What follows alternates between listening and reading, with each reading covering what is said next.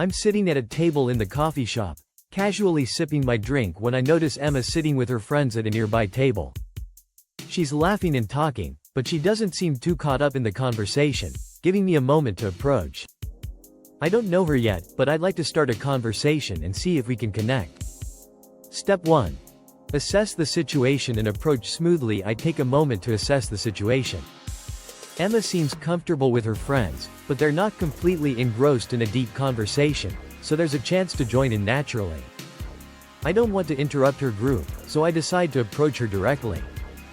I stand up and walk over to her table, keeping my body language open and friendly, making sure I don't come across as intrusive. Step 2.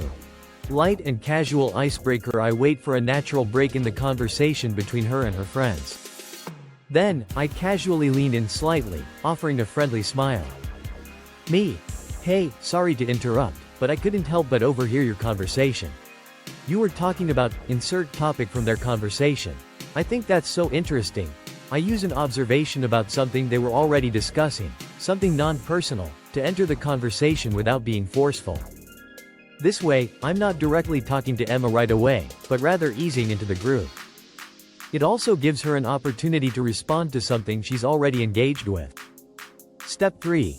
Transition to a more personal conversation. After a few moments, once the group has acknowledged me, I focus more on Emma, but I keep it light and open-ended. Me. I have to say, I love hearing people talk about, insert specific interest they were discussing. You all seem so passionate about it. How did you get into it? This question is directed more at Emma, but I'm still being inclusive of her friends, showing respect for the group dynamic. It feels more like an extension of the conversation rather than a sudden shift. I let Emma take the lead in the conversation now, following her cues to either keep the group involved or direct it more towards her, depending on how she responds. Step 4. Keep the vibe light and playful. Emma answers, and the conversation flows naturally. I keep it light, using humor or offering a little bit of my own perspective to make the interaction feel comfortable. Me. That's pretty cool. I've been trying to learn more about related topic.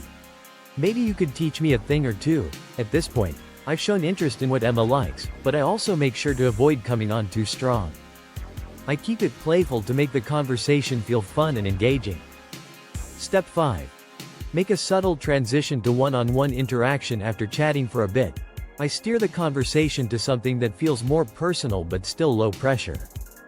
Me. You know, I've been looking for new spots to hang out around here. Any recommendations? You seem like someone who knows the best spots. This shifts the conversation to a more personal level while keeping the group dynamic intact. It also opens the door for Emma to suggest something, which could potentially lead to a future casual meetup. Step 6. The invitation. Once the conversation is flowing and I sense a comfortable vibe, I take the opportunity to extend an invitation, but I keep it casual so she doesn't feel pressured. Me. You seem like you know all the great spots around here. How about we grab a coffee sometime, just the two of us? I'd love to hear more about topic she enjoys. I present the idea as an opportunity to continue the fun conversation in a more personal setting, without making it feel like a big, formal date. It's low pressure and based on shared interests. Impact. By approaching Emma in a friendly, respectful way, using light conversation, and not forcing anything, I've created a situation where she can engage with me on her terms. The conversation feels natural, and the invitation is framed in a casual, low-pressure way.